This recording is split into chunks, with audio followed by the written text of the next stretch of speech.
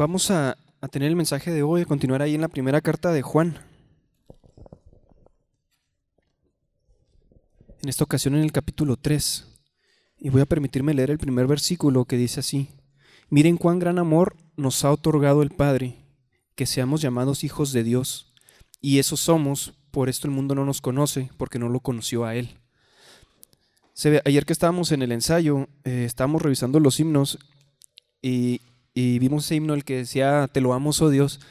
Y por ahí Adrián preguntó: ¿y qué significa eso? Loar, loamos, como que una palabra medio antigua, ¿no? Y pues ya nos pusimos a investigar y básicamente loar es el sinónimo de alabar.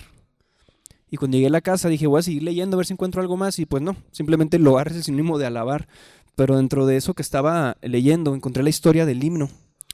Y el autor, de nombre William, comentó en su biografía que él había sido una persona que nació como cristiano, sus padres eran cristianos, y cuando creció él decidió estudiar medicina. No podía estudiar en el lugar donde estaba y se tuvo que ir de ahí.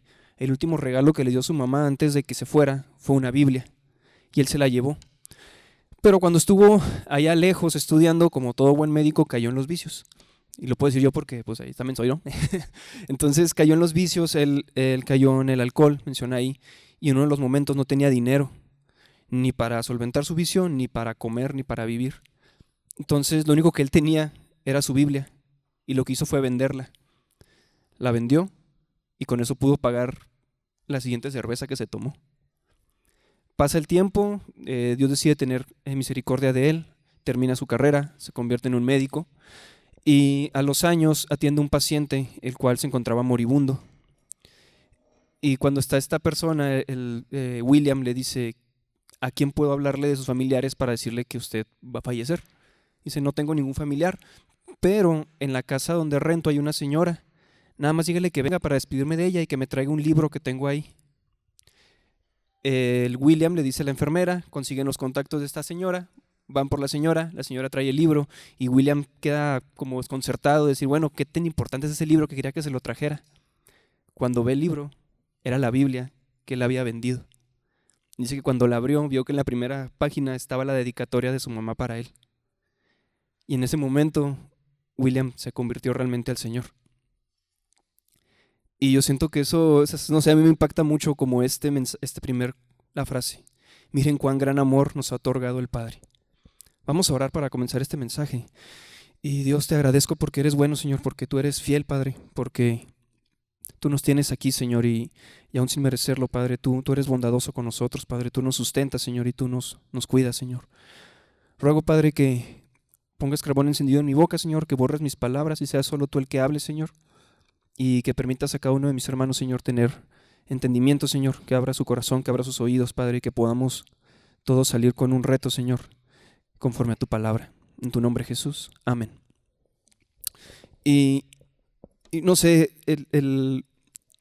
yo creo que Juan decía estas palabras con mucha emoción, con mucho énfasis. Miren cuán gran amor nos ha otorgado el Padre, que seamos llamados hijos de Dios.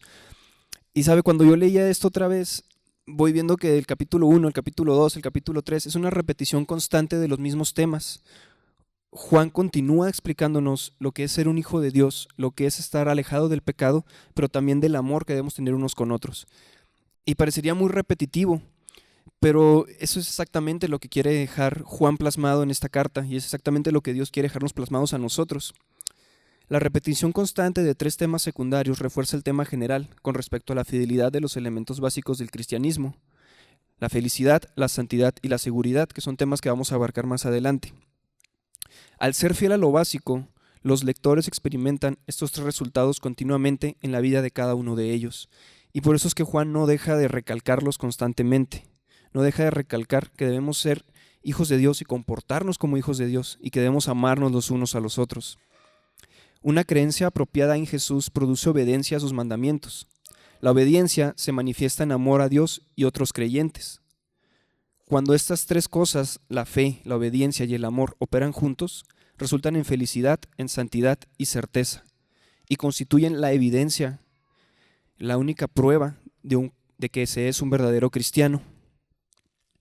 Y vamos a volver a retomarlos y vamos a volver a calcar esto. Es emocionante el amor del Padre, es emocionante saber que tenemos un Dios que nos ama, un Dios creador, un Dios que está fuera de nuestro conocimiento, que está fuera de nuestra, ¿cómo decirlo?, de nuestro entendimiento, vaya, y Él aún nos ama. Y quiero dejar una muestra de esto y voy a leer lo que dice Isaías 40, si gusta acompañarme ahí en su Biblia, hermano. Isaías 40, del versículo 13 al versículo 15.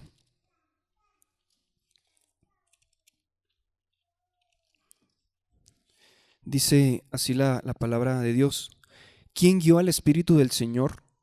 ¿O cómo consejero suyo le enseñó? ¿A quién le pidió consejo y quién le dio entendimiento? ¿Quién lo instruyó en la senda de justicia, le enseñó conocimiento y le mostró el camino de la inteligencia?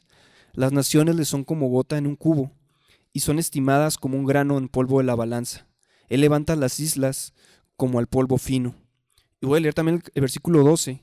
¿Quién midió las aguas en el hueco de su mano y con su palmo tomó la medida de los cielos y con un tercio de medida calculó el polvo de la tierra? ¿Quién pesó los montes en las básculas y las colinas con balanza? Ese Dios tan imponente, ese Dios creador, ese Dios que si vemos estas preguntas, ¿qué podemos responder? Pues nadie, simplemente Dios es el único que tiene ese poder para poder hacerlo y no hay nadie que le haya enseñado a Él porque Él es el conocimiento, Él es la sabiduría, Él es la santidad. Y ese Dios tan grandioso lo ama, hermano, y me ama a mí. En Efesios capítulo 1, versículo 3 al 6, me emociona pensar que es como un complemento de los versículos anteriores. Porque si vemos lo que dice ahí, el capítulo 1, versículos de 3 al 6, dice así: Bendito sea el Dios y Padre de nuestro Señor Jesucristo, que nos ha bendecido con toda bendición espiritual en los lugares celestiales en Cristo, porque Dios nos escogió en Cristo antes de la fundación del mundo. Acabamos de leer sobre un Dios que pesó los montes, que pesó los collados, que agarró el polvo de la tierra con sus dedos, que es el único que puede agarrar las naciones y que sean una gota de agua. Y ese mismo Dios, cuando estaba creando el mundo, nos escogió antes de la misma fundación de este. Dice, para que fuéramos santos y sin mancha delante de Él. En amor nos predestinó para adopción como hijos para sí mediante Jesucristo, conforme a la buena intención de su voluntad. Y el versículo 6 termina, para alabanza de la gloria de su gracia, que gratuitamente ha impartido sobre nosotros en el amado. Y Juan entendía muy bien esto, como fui mencionando en los capítulos anteriores. Juan era ese discípulo amado, Juan era esa persona que podía recostarse en el pecho de Jesús, Juan era esa persona que lo conocía íntimamente y él podía vivir ese amor. Y hermano, usted y yo también podemos vivir ese amor, usted y yo también podemos entender esa paz que solamente Él da, ese amor incomparable que solo tiene el Salvador. Continúo ahí en Primera de Juan, capítulo 3, dice el versículo 2, amados, ahora somos hijos de Dios, y aún no se ha manifestado lo que habremos de ser, pero sabemos que cuando Cristo se manifieste seremos semejantes a Él, porque lo veremos como Él es. Y todo el que tiene esta esperanza puesta en Él se purifica, así como Él es puro. Cuando Cristo regrese, hermano, nos conformará a su imagen completamente, nos conformará a su gloria. Es decir, podremos tener una naturaleza. Mencionan algunos autores ahí que es un poco difícil de entender cómo podemos llegar a tener una naturaleza divina, pero así será aquellos que fuimos hechos hijos de Dios. Pero aquí Juan deja algo muy en claro. Sabemos que cuando dice, porque le veremos como Él es, y todo el que tiene esta esperanza puesta en Él se purifica, así como Él es puro. Vivir la realidad del regreso de Cristo hace la diferencia en la conducta diaria de un cristiano. Entender que cuando Cristo venga vamos a ser igual que Él debe motivarnos a nosotros a purificarnos cada día para parecernos lo más posible a Él. Es como una consecuencia, ¿no? O sea, tiene que pasar. Si somos cristianos, si tenemos esa esperanza de que Cristo va a volver, tenemos que poner de nuestra parte para purificarnos. Y en Filipenses, Pablo también deja en claro esta enseñanza. En Filipenses 3, versículos de 12 al 14, dice Pablo, no es que ya lo haya alcanzado o que ya haya llegado a ser perfecto, porque al fin de cuentas somos humanos, hermano, y claro que vamos a pecar, claro que vamos a fallar, claro que somos personas que van a cometer errores, Pero dice Pablo, sino que sigo adelante, a fin de poder alcanzar aquello para lo cual también fui alcanzado por Cristo Jesús.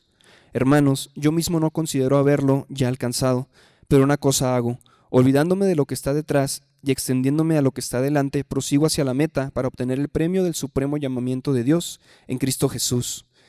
Y si ese sentimiento, ese sentido hubo en los apóstoles, hubo en Juan, hubo en Pablo, yo creo que debería haber también en nosotros esa intención. Entender que no somos perfectos, claro que no, pero vamos a llegar a serlo en algún momento. Y la única forma de llegar a serlo y tener esa naturaleza divina cuando Jesús regrese es que también estemos día con día purificándonos. La segunda parte del primer versículo decía que el mundo no nos conoce, porque el mundo no lo conoció a Él. Y cuando leía algunos comentarios, algunos pastores decían que somos extranjeros, somos peregrinos, somos como extraterrestres.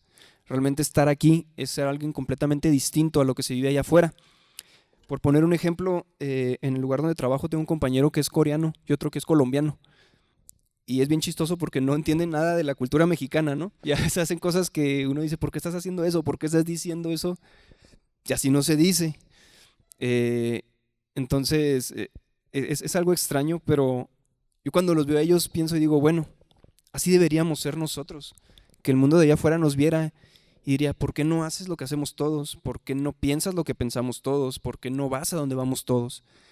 Y una respuesta debería ser bien franca, porque somos extraterrestres, porque no somos de este mundo, somos del reino celestial, y eso es algo que solamente Cristo puede hacer en nuestra vida.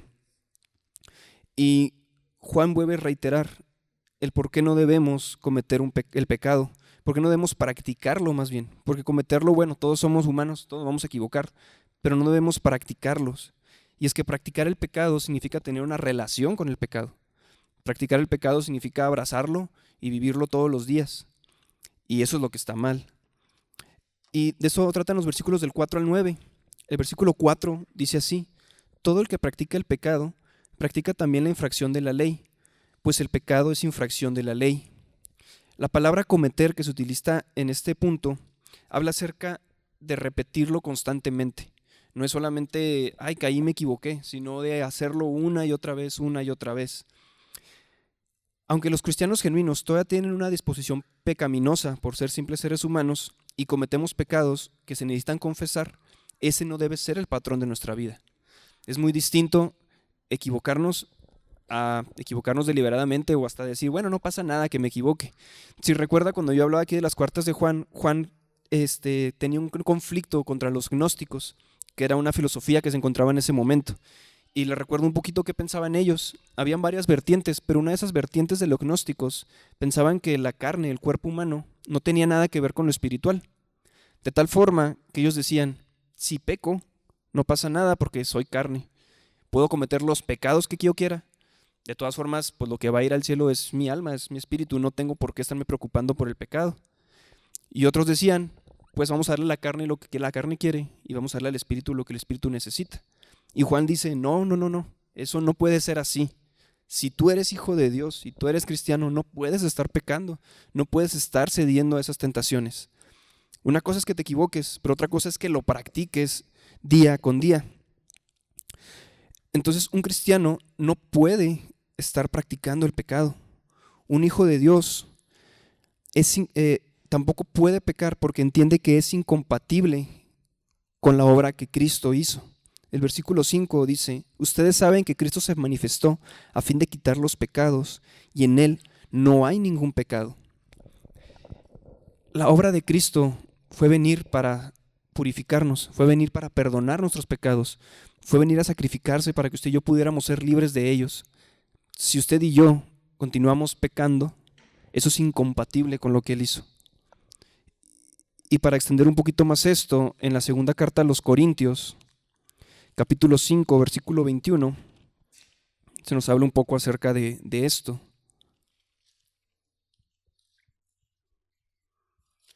Segunda a los Corintios 5, versículo 21, dice así: al que no conoció pecado, lo hizo pecado por nosotros, para que fuéramos hecho justicia de Dios en él. El que sigamos practicando el pecado, hermano, no denota nada más que una indiferencia ante el sacrificio de Jesús. no denota nada más que rechazar la obra que Él hizo cuando vino al mundo. Y un verdadero hijo de Dios no puede practicar el pecado porque es incompatible con la obra de Cristo. Pero también es incompatible porque todo cristiano debe tener en su ser un sistema de alarma que le prevenga de pecar, o cuando menos que le avise que hay una tentación o un pecado a la vista. El versículo 6 de este capítulo 3 de Primera de Juan dice: todo el que permanece en él no peca, todo el que peca ni lo ha visto ni lo ha conocido. Y aquí los mayores autores concuerdan en que el Espíritu Santo, una vez que entra en nuestra vida, es ese sistema de alarma. Y cuando usted y yo nos encontramos ante una situación de tentación, hay algo que debe estar raro y decir: caray, no debería estar aquí, no debería estar haciendo esto. Hermano, si a usted no le pasa, pues preocúpese, porque entonces quiere decir que tal vez el Espíritu Santo no le está hablando, que tal vez esa relación con Dios no es la mejor y no está teniendo ese sistema de alarma. Un cristiano debe tener ese sistema de alarma porque es inherente de su personalidad, es inherente desde ese momento en el que fuimos salvos. En el versículo 7 continúa diciendo: hijos míos, que nadie los engañe, el que practica la justicia es justo, así como Él es justo. Juan vuelve a hablar aquí, que nadie les mienta, que nadie les ponga ideas que son contrarias, como en este caso los gnósticos, que nadie les diga que tú puedes pecar y no pasa nada. Claro que no, claro que sí pasa. El que hace justicia es justo. Y el versículo 8 dice: el que practica el pecado es del diablo, porque el diablo ha pecado desde el principio. Así de fácil lo pone Juan. Si practicas el pecado, pues entonces no eres hijo de Dios. Te puedes equivocar, lo vuelvo a reiterar, pero no te puedes estar metiendo al lodo como si fueras un cerdito, por decirlo de alguna forma. Hay una historia, no sé si usted la ha escuchado, de una niña que una vez tenía una mascota que era un cerdito. Y ese cerdito, pues como todo cerdito, cuando tenía calor iba y se metía ahí al fango, ¿no? Y al lodito, y se refrescaba con eso. Pero la niña era una niña así muy, muy limpia, una niña muy pulcra, ¿no? Que había sido educada que la casa debía estar limpia y no podía haber nada, una sola mancha en su vestido. Entonces ella quería mucho el puerquito, pero decía: no puedo tener el puerquito porque si lo meto a la casa me va a ensuciar. Y si lo quiero abrazar o quiero jugar con él, pues me va a ensuciar. Entonces por ahí conoce a un veterinario que le dice: bueno, vamos a hacerlo más fácil. Vamos a cambiar el corazón de tu puerquito y se lo vamos a poner a este borreguito. Es una historia ficticia, ¿verdad? Y le vamos a pasar el corazón al borreguito. Y va a seguir siendo tu puerquito, pero va a ser en el cuerpo de un borreguito. Los borreguitos son blancos, los borreguitos son limpios. Y dijo: sí, me parece bien. Le cambiaron el corazoncito al borreguito. ¿Y qué cree que fue lo primero que pasó? El borreguito fue y se metió al lodo, porque era el corazón de un puerquito. Hermano, no podemos ser así usted y yo. Debemos cambiar nuestro corazón. No podemos quedarnos siendo eso. Podremos cambiar nuestra vestidura y portarnos muy bien delante de los demás, pero no podemos engañar a Dios. No podemos seguir viviendo, practicando el pecado. Debemos reflejar la justicia. Debemos reflejar que somos hijos de Dios, porque el que hace justicia, así como Dios es justo, pero el que hace pecado es hijo del diablo. Termina el versículo 8 diciendo: el Hijo de Dios se manifestó con este propósito, para destruir las obras del diablo. Una vez más, practicar el pecado es incompatible con la obra que Cristo hizo en nosotros, pero también es incompatible con el ministerio del Espíritu Santo. Dice el versículo 9: ninguno que es nacido de Dios practica el pecado, porque la simiente de Dios permanece en él. No puede pecar porque es nacido de Dios. Y esta simiente de Dios vuelve a repetirse en lo que es la primera carta de Pedro, en el capítulo 1, versículo 23 al 25. Pedro dice así en su carta: pues ha nacido de nuevo de una simiente corruptible, no de una simiente corruptible, sino de una que es incorruptible, es decir, mediante la palabra de Dios que vive y permanece, porque toda carne es como la hierba, y toda su gloria como la flor de la hierba. Sécase la hierba, cáese la flor, pero la palabra del Señor permanece para siempre. Esta es la palabra que a ustedes les fue predicada. La palabra del Señor permanece para siempre, y esa simiente, ese ministerio que tiene el Espíritu Santo en nuestra vida, es para siempre. No es de voy a tomarme 5 minutos de descanso para poder hacer lo que yo quiera. No, una vez más, si usted y yo cometemos pecado, estamos haciendo que esto sea incompatible con el ministerio de Cristo, número 1, con el ministerio del Espíritu Santo, número 2, y eso significa que usted y yo no tenemos un sistema de alarma que debe ponernos a pensar si realmente tenemos esa comunión como hijos de Dios. Lo que es los versículos del 10 al 12 es un resumen de lo que ya hemos hablado en los antiguos capítulos y en este mismo. Voy a leerlo, dice el versículo 10. En esto se reconocen los hijos de Dios y los hijos del diablo. Todo aquel que no practica la justicia no es de Dios, tampoco aquel que no ama a su hermano. Porque este es el mensaje que ustedes han oído desde el principio, que nos amemos unos a otros, no como Caín, que era del maligno y mató a su hermano. ¿Y por qué causa lo mató? Porque sus obras eran malas y las de su hermano justas. Y aquí Juan va moviendo el mensaje, entendiendo que si usted y yo somos hijos de Dios, debemos dejar el pecado, pero también debemos amar a nuestro hermano. Y yo sé que va a ser un poquito repetitivo, pero voy a darle otro sentido a las palabras que vienen a continuación. Porque Juan mismo les dio otro sentido, a pesar de que habla del mismo tema. Dice algunos autores, Juan repetía con frecuencia las mismas verdades y profundizaba en ellas para que sus lectores las oyeran en maneras novedosas y frescas. En cada oportunidad, el apóstol presenta las mismas verdades en empaquetes nuevos, para profundizar en aspectos particulares de su relevancia. Y vamos a hablar de otros puntos aquí. Aquí Juan deja muy en claro los beneficios del amor. Ya vimos en los capítulos pasados y cuando prediqué la vez anterior, veíamos sobre que debemos amar a nuestro hermano y que debemos sacrificarnos por él y que debemos tenerlo siempre en nuestra mente. Pero Juan aquí, a pesar de que lo vuelve a repetir, también deja en explícito cuáles beneficios hay de ser un hijo de Dios y de amar. Y vuelvo a repetir lo que ya he dicho en otras veces. No podemos ser hijos de Dios si no amamos. La diferencia entre una persona que no conoce a Dios y la persona en que sí lo conoce es que nosotros podemos amar. Así de sencillo. Las demás personas van a tomar un punto fijo para decir, si me conviene estar con esta relación, si me conviene hacer esto, voy a estar ahí. Y si no me conviene, si voy a sacrificar mi dinero, si voy a sacrificar mi tiempo, pues hasta ahí me detengo. Y la palabra de Dios nos dice que no debe ser así, que usted y yo debemos sacrificarnos por los demás. Entonces, esa es la gran diferencia. Dice el versículo del 13 al 15, hermanos, no se maravillen si el mundo los odia. Nosotros sabemos que hemos pasado de muerte a vida, porque amamos a los hermanos. El que no ama permanece en muerte. Una vez más, hermano, si usted y yo queremos estar en la luz, si usted y yo queremos estar en relación con Dios, debemos amar. Todo el que aborrece a su hermano es un asesino, y ustedes saben que ningún asesino tiene vida eterna permanente en él. En esto conocemos el amor, en que Él puso su vida por nosotros. También nosotros debemos poner nuestras vidas por los hermanos. Los hijos de Satanás, los hijos del diablo, que menciona aquí anteriormente Juan, se caracterizan por la indiferencia. Podemos decir, bueno, yo no le hago nada malo a mi hermano, yo es más ni le hago mala cara, yo no lo trato mal, yo no lo ofendo.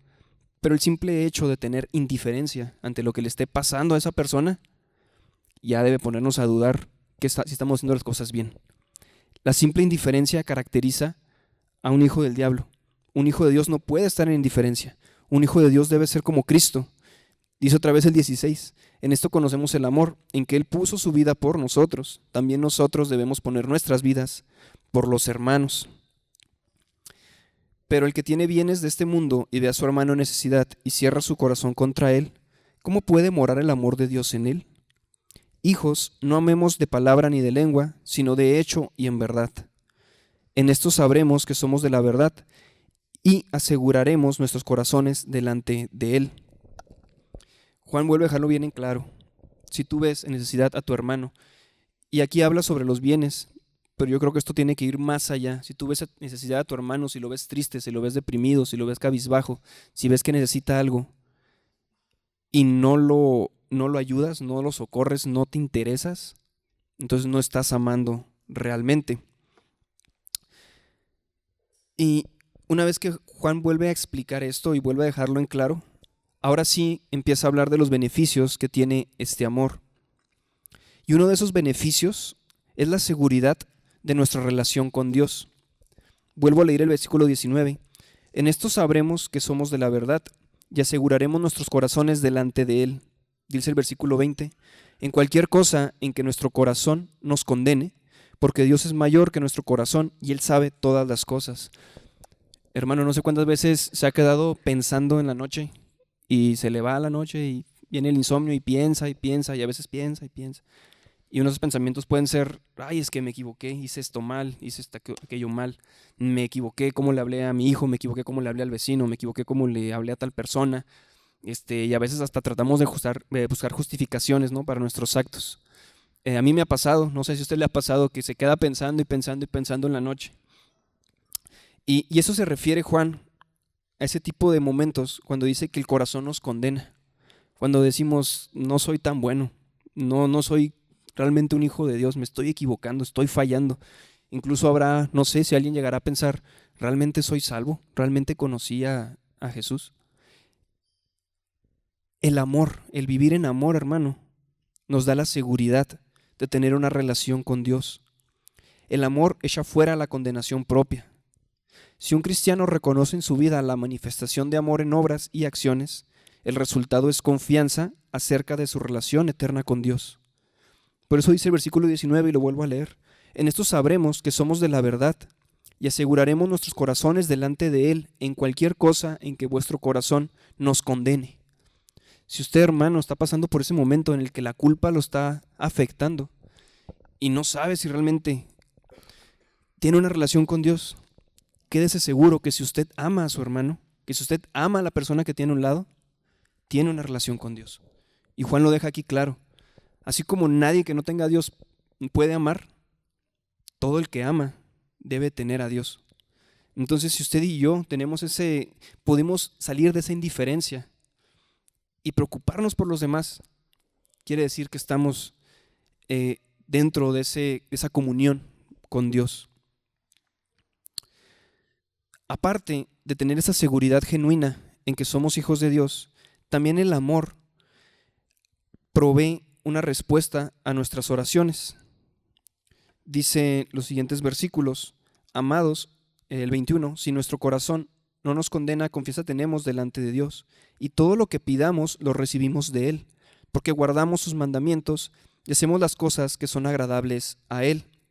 Dios contesta nuestras oraciones. La presencia del amor en una vida evidencia una sumisión a Dios, que Él bendice con su respuesta a las oraciones de sus hijos. Y quiero leer dos porciones de la Biblia para entender un poquito más esto. Y voy a ir a Romanos, capítulo 13, versículos del 8 al 10,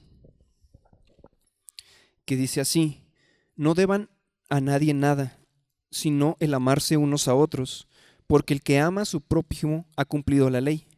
Porque esto, no cometerás adulterio, no matarás, no hurtarás, no codiciarás, y cualquier otro mandamiento, en estas palabras se resume: amarás a tu prójimo como a ti mismo. El amor no hace mal al prójimo, por tanto, el amor es el cumplimiento de la ley. Cuando tú y yo amamos, hermano, podemos encontrar esa respuesta en nuestras oraciones. Dios va a responder a nuestras oraciones.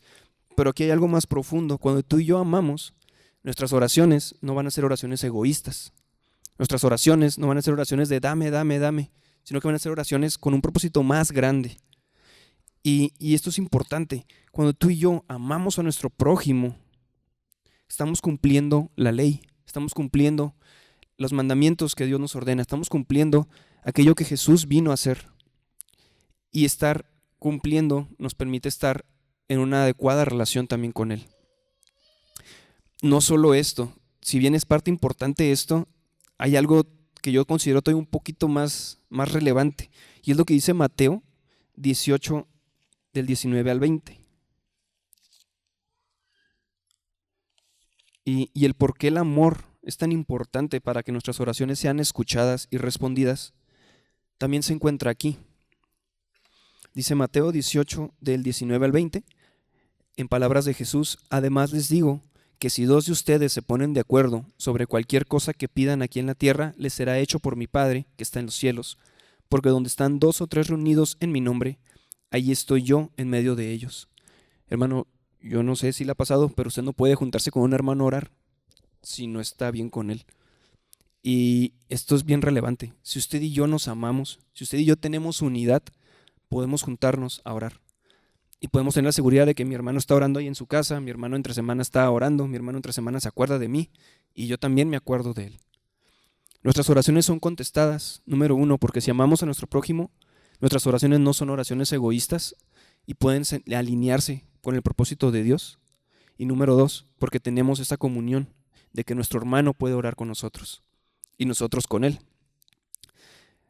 Pero no solo se encuentran estos dos beneficios que ya dijimos. El primero es que el amor nos provee de una seguridad en nuestra relación con Dios y el amor provee una plataforma para que se respondan a nuestras oraciones, sino que también hay un tercer beneficio, que la unidad es un signo de credibilidad. El tener amor unos con nosotros, hermano, y poder estar unidos, provee que podamos ser creíbles en el mundo diario allá afuera. Dice el versículo 23, y este es un mandamiento, que creamos en el nombre de su Hijo Jesucristo y que nos amemos unos a otros como Él nos ha amado. Y estas palabras me llevan a pensar otro versículo que escribió el mismo Juan, en el Evangelio de Juan, capítulo 17, versículos del 20 al 21, dice así.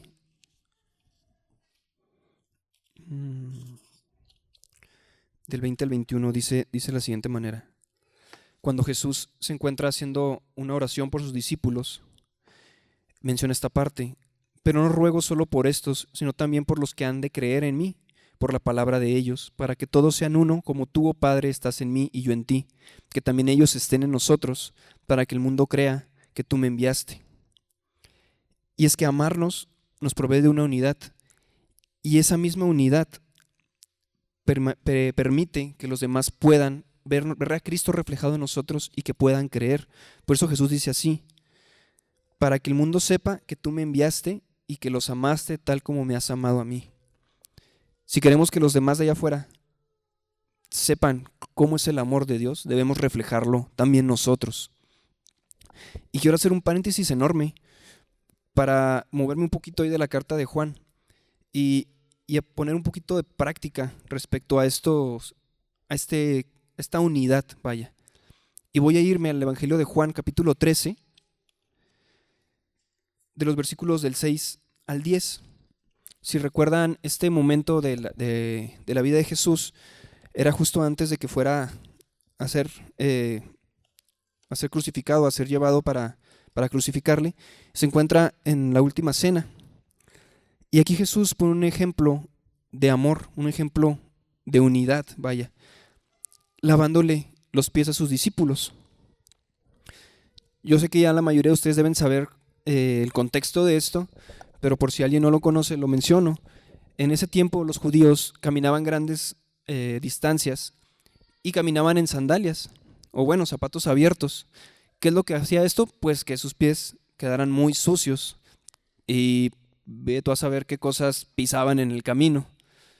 Cuando llegaban a la casa para comer, las mesas no eran las mesas que tenemos hoy en día, no eran mesas altas, eran mesas bajas, donde realmente para comer te recostabas prácticamente. Eso hacía que la persona que quedaba al lado de tus pies pues estuviera prácticamente en la cara. Imagínate comer algo con los pies de alguien en la cara que caminó 2 kilómetros, ¿no? O sea, no es algo muy grato. Entonces la costumbre judía dictaba que el anfitrión debía lavar los pies de estas personas, de sus invitados, pero no era propiamente el anfitrión, sino que él dejaba al menor de la casa para que lo hiciera. Si tenía esclavos, si tenía trabajadores, ponía al de menor rango a que él les lavara los pies a cada uno de ellos. Y los lavaba, y después de que los lavara, les ponía perfume, y ahora sí ellos ya podían sentarse a comer, y pues ya no había ese asco, pues, de tener a esa persona ahí a un lado, ¿no?, para comer. Cuando estamos en este momento, estaban los apóstoles, estaban los discípulos de Jesús, y estaba Jesús mismo, y nadie se había puesto a lavarle los pies a los demás, hasta que Jesús es el que los lava. voy a leer desde el versículo 3, donde dice: Jesús, sabiendo que el Padre había puesto todas las cosas en sus manos y que de Dios se había salido y a Dios volvía, se levantó de la cena y se quitó el manto y tomando una toalla se la ciñó.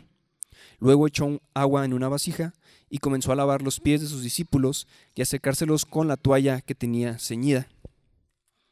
Jesús nos ofrece un ejemplo de amor genuino. Y Jesús deja aquí la primera enseñanza que quiero que nos llevemos, hermano. La unidad, el amor, es una relación que inicia desde la humildad. Es una relación que inicia de abajo hacia arriba, no de arriba hacia abajo. Si tú y yo vemos a nuestro hermano desde arriba hacia abajo, jamás vamos a poder estar unidos y jamás vamos a poder amarnos. Debemos comenzar esa relación desde abajo. Debemos ser nosotros quienes tomemos esa toalla y esa vasija y nos pongamos a lavar los pies del otro. Aunque nos dé asco, aunque digamos, no, eso va a ser muy denigrante, aunque digamos, no, es que esa tarea no es para mí, yo no debería estar haciendo eso. Claro que sí, hermano, debemos hacerlo, porque si Jesús lo hizo, ¿cuánto más nosotros? La unidad comienza desde una relación de humildad. Y el amor se interesa en lavar la suciedad de su hermano. Jesús comienza a lavar y cuando llega con Pedro, Pedro le contesta de la siguiente manera, dice el versículo 6, Señor, ¿tú me vas a lavar a mí los pies? Jesús le respondió, ahora tú no lo comprendes lo que yo hago, pero lo entenderás después. Jamás me lavarás los pies, le dijo Pedro.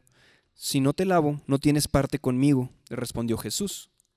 Simón Pedro le dijo, Señor, entonces no solo los pies, sino también las manos y la cabeza. Eso me da mucha, no sé si risa. Pedro era mexicano, yo creo. Porque cuando llega Jesús y le dice, te los va a lavar, dice, no, tú no me los vas a lavar. Yo me los lavo o no, que nadie me los lave, pero ¿cómo vas a hacerlo tú? Porque Pedro no tenía ese sentido de humildad, ese sentido de, vaya, de amor. Y eso me hace recordar un poquito, no sé si usted se acuerda, cuando Jesús vuelve a aparecerse a los discípulos después del sacrificio. Pasan los 3 días y Jesús resucita. Y cuando van a pescar, Jesús sale, se va caminando y solo hay 2 discípulos que van corriendo atrás de él, que son Juan y Pedro, no sé si lo recuerda. Y cuando llegan allá, Pedro prácticamente le dice a Jesús, oye, ¿y este qué? O sea, yo vengo contigo, ¿por qué dejas que Juan venga para acá? Y Jesús le dice, oye, pues a ti qué vas, es mi relación con Juan. Pero yo creo que esto evidencia algo muy fuerte en Pedro, que aún después de que pasó todo esto y que lo negó y todo, Pedro no podía tener esa unidad, vaya. Aún seguía algo en su corazón que no le permitía poder compartir esa unidad con los demás. Y aquí se deja en claro, porque Pedro no entendía esa parte de la humildad que usted y yo debemos de tener. Esa parte de la humildad, de interesarnos por la sociedad del hermano. Porque tal vez hubiera sido diferente si Pedro hubiera dicho, no señor, perdóname, yo me voy a poner a lavar los pies. Pero no fue humilde para decir perdón, simplemente dijo, no me los laves. Entonces, eso es importante y Jesús deja aquí en claro, se preocupaba por la sociedad de su hermano. Y usted y yo debemos preocuparnos por la sociedad de nuestro hermano. Si nuestro hermano está equivocado, si nuestro hermano está fallando, si nuestro hermano está cometiendo algo que no es correcto, lo que debemos hacer es preocuparnos por esa sociedad. Es orar por él y es confrontarlo. Y yo creo que esto es un poquito difícil, pero necesitamos hacer eso, hermano. Necesitamos preocuparnos por esa sociedad que ellos tienen. Cuando preparaba este mensaje, veía una predicación por ahí de un pastor que decía que en cierto momento él hizo una publicación en sus redes sociales sobre un tema pues que era un poquito conflictivo, ¿no? Y puso su opinión y lo publicó así en Facebook para que todos lo vieran. Y a los minutos le manda mensaje a otro pastor y le dice, oye hermano, ese mensaje se puede malinterpretar. Lo primero que hizo el pastor no fue borrar el mensaje, obviamente fue decirle, no, pero ¿cómo te atreves? O sea, yo no lo estoy haciendo en mala gana, o sea, yo estoy haciéndolo con una intención y yo estoy haciéndolo de la mejor manera y yo creo que esto es lo correcto y por eso lo estoy haciendo así. Y le dice el otro, sí, pero puedes lastimar a alguien, está mal eso, no puedes estar haciendo eso, lo que pusiste suena mal. Entonces dice este pastor, no lo entendí hasta que empezaron a aparecer los otros comentarios en mi publicación Y me di cuenta que en lugar de haber puesto una enseñanza, incité al conflicto. Y habían un montón de gente discutiendo en mi comentario. Dije, ok, tal vez sí lo hice mal. Lo borra, lo elimina, habla con el otro pastor, le pide perdón. Y el otro dice, no pasa nada, somos humanos. Es normal que te equivoques. Pero yo creo que usted entienda esto, hermano. Y es lo que este pastor decía. El otro se preocupó por mi suciedad. Él pudo haber pasado por alto y decir, ay, este ya se equivocó, y haber pasado y que no haberle dicho nada, y que hubiera pasado lo que hubiera pasado en esa publicación. Pero él se preocupó por su hermano. Se preocupó por lo que estaba haciendo mal. Y a lo mejor es un ejemplo muy pequeño. Tal vez hay ejemplos más graves en esta iglesia o en otras iglesias. Pero eso es importante, hermano. Debemos preocuparnos por la suciedad del otro. Pero también el amor nos permite reconocer la suciedad del hermano y no exagerarla. Termina aquí Jesús diciendo en el versículo 10, después de que Pedro le dice, no, pues si no voy a compartir contigo, mejor lávame todo el cuerpo. Y le dice Jesús, el que se ha bañado no necesita lavarse excepto los pies, pues está todo limpio y ustedes están limpios, pero no todos. Jesús le dice, no te voy a lavar todo, Pedro, porque no estás todo sucio, solo los pies. Claro que eso tiene un sentido teológico un poquito más profundo, ¿no? Pero será un tema para otro momento.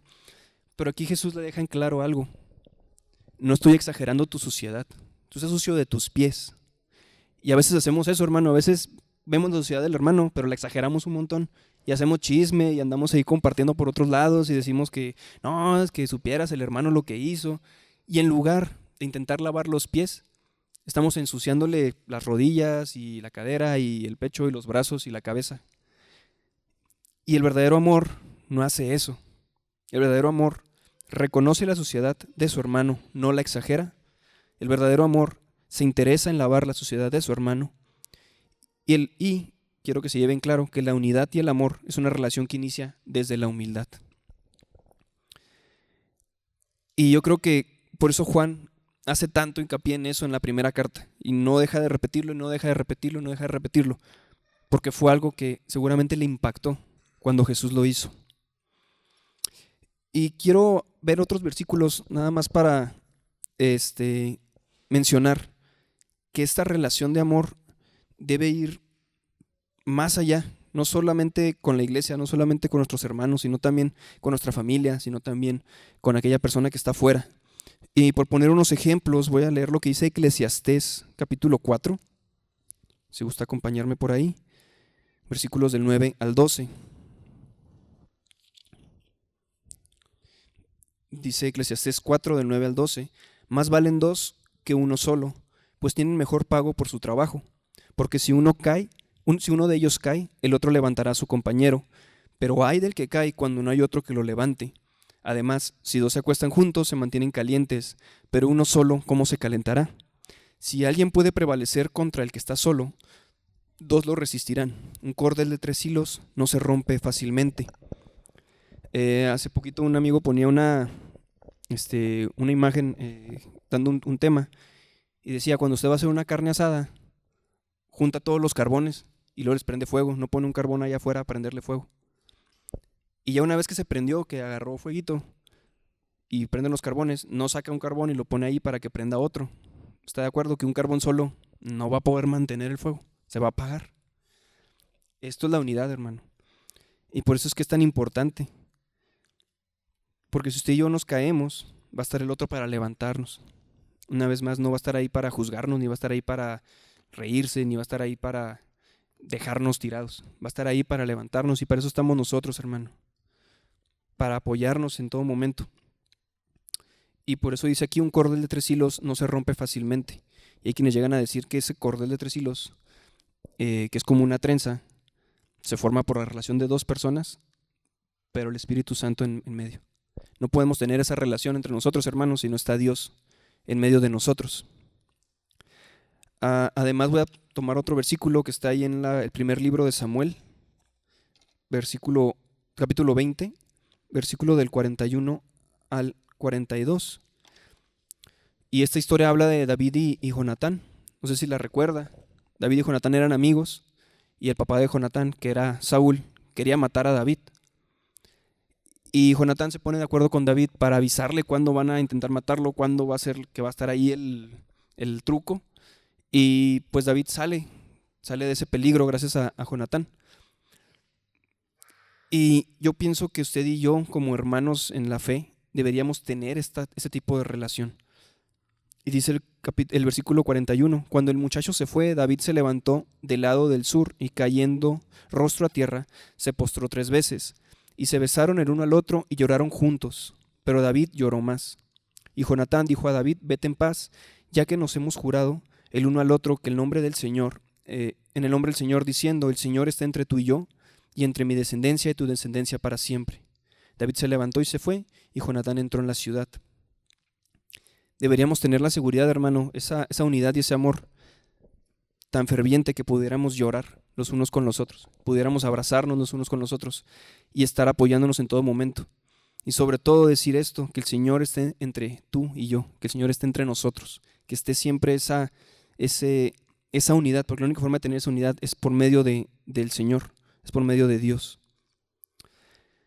Como les mencionaba, no solo hay que tener esta unidad en lo que respecta a nuestros hermanos de la iglesia, sino que también puede ir más allá y debe ir a nuestra familia.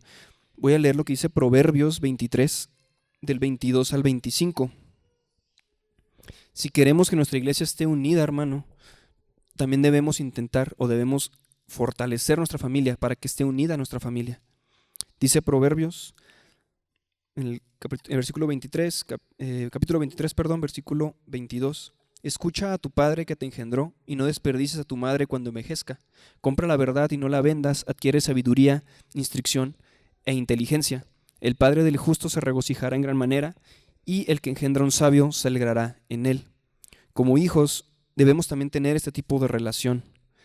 Gran problema de la relación que se fractura entre padres y hijos sigue siendo el orgullo y sigue siendo la falta de poder tener una relación de abajo hacia arriba que mencionaba anteriormente. Sobre todo empiezan a haber problemas en la adolescencia. Digo, no soy padre, a lo mejor no soy un experto para hablar de esto, pero sobre todo en la adolescencia empieza a haber ciertos conflictos y eso es porque en ese preciso momento el adolescente ya ni es niño ni es adulto y quiere buscar su lugar y piensa que puede hacerlo todo. Es decir, pierde la humildad y piensa que puede estar al mismo nivel que sus padres o al mismo nivel que los demás y eso empieza a fragmentar. ¿Cómo debemos reparar eso? Con lo mismo que nos enseñó Jesús a lavar los pies de sus discípulos. Debemos encontrarnos en un momento de humildad. Y por eso aquí el versículo 22 empieza diciendo, escucha a tu padre y no desprecies a tu madre. Así de fácil. ¿Cómo podemos escuchar a nuestro padre y no despreciar a nuestra madre? Pues simplemente con el amor de Dios, simplemente entendiendo que debemos amarnos los unos a los otros y que parte de nuestras relaciones es esa, nuestros padres. Pero también como padres, una de esas partes es la relación con los hijos. Y voy a ir a Efesios, capítulo 6, versículo del 1 al 4, donde dice, hijos, obedezcan a sus padres en el Señor, porque esto es justo, honra a tu padre y a tu madre, que es el primer mandamiento con promesa, para que te vaya bien y para que tengas larga vida sobre la tierra. Y ustedes, padres, no provoquen a ira a sus hijos, sino críenlos en la disciplina e instrucción al Señor. Yo no soy padre y yo no tengo experiencia y yo no sé cómo no incitar a ira a sus hijos, pero sin duda yo pienso que la única forma de no hacerlo es amándolos como Dios nos pide que amemos. Y son los mismos consejos, hermano. Aunque usted sea el padre, no puede haber unidad si la relación empieza de abajo hacia arriba. Si usted no ve con humildad a su hijo. Porque aunque sea el padre y aunque sea el que manda en la casa, también debe haber humildad. Y entender que podemos equivocarnos y entender que podemos fallar y entender que debe existir eso. Y como padre debemos interesarnos por la sociedad de nuestros hijos, pero tampoco debemos exagerar la sociedad de nuestros hijos. Todo esto va junto.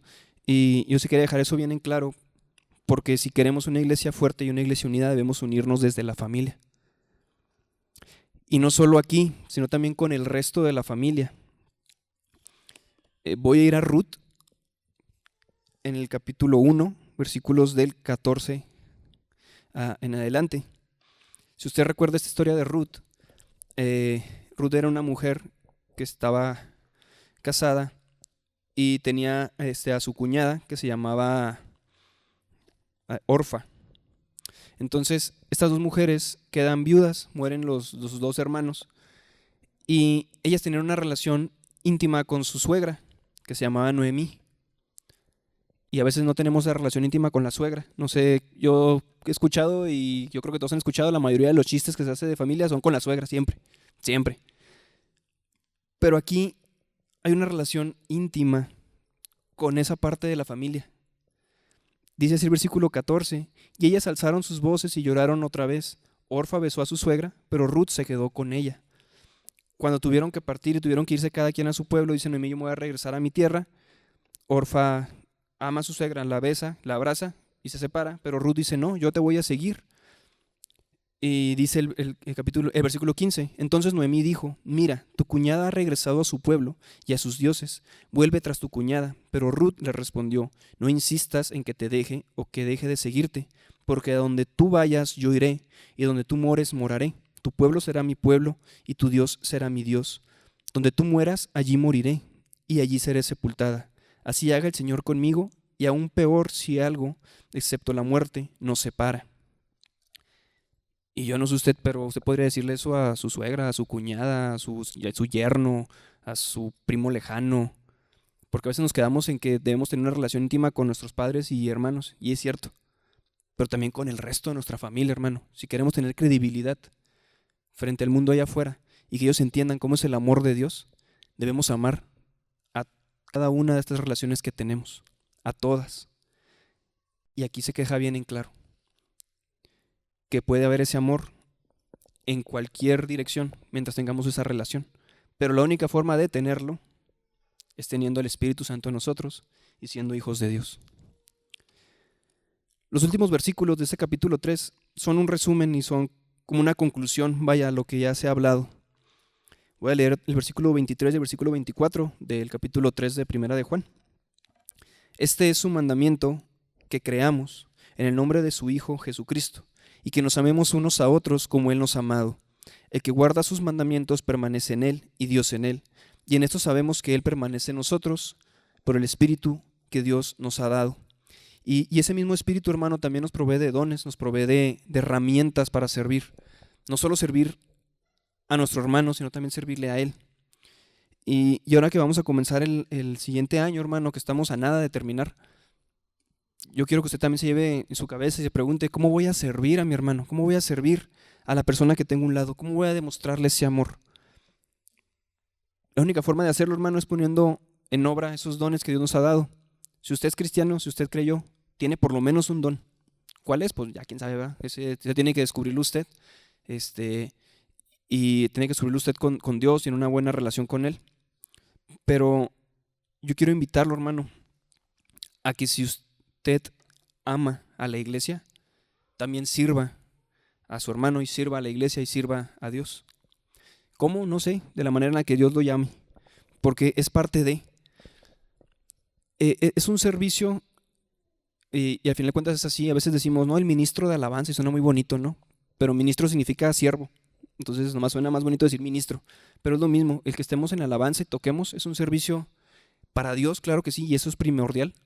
Pero también un servicio para ustedes, para que juntos podamos entender esa palabra de Dios a través del canto, a través de la alabanza, para poner una plataforma para que ustedes puedan cantar al Señor. Pero eso es igual de importante que el hermano que diga mi don es el servicio. Y es venir aquí y trapear, y es venir aquí y limpiar la silla para que cuando llegue el hermano llegue a un lugar limpio. Y es lo mismo llegar aquí para poner los calentones y para arreglar tal cosa que esté fallando. Es lo mismo, es una muestra de amor por el hermano, es una muestra de amor a Dios. Y de la manera que usted quiera, hermano, si es enseñar, si es orar, si es tener esa palabra de apoyo, sea lo que sea, hermano, lo invito para que pueda el próximo año trabajar en la obra del Señor y que lo que haga sea en amor para su hermano y en amor para nuestro Salvador. Y lo voy a invitar a orar. Para terminar, solo déjeme recordarle una vez más los beneficios de vivir en amor.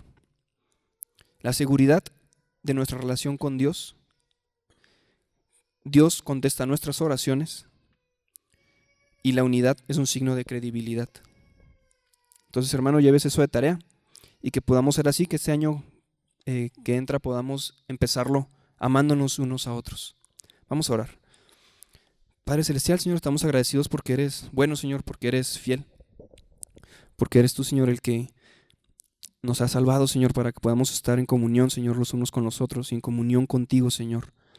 Ruego, Padre, que seas tú el que guarde nuestras vidas, Señor, y que nos permitas crecer cada día más en amor, Señor. Que nos permitas ser hijos tuyos, Padre, y alejarnos del pecado. Y que como hijos tuyos, Padre, podamos reflejar lo que tú eres, Padre.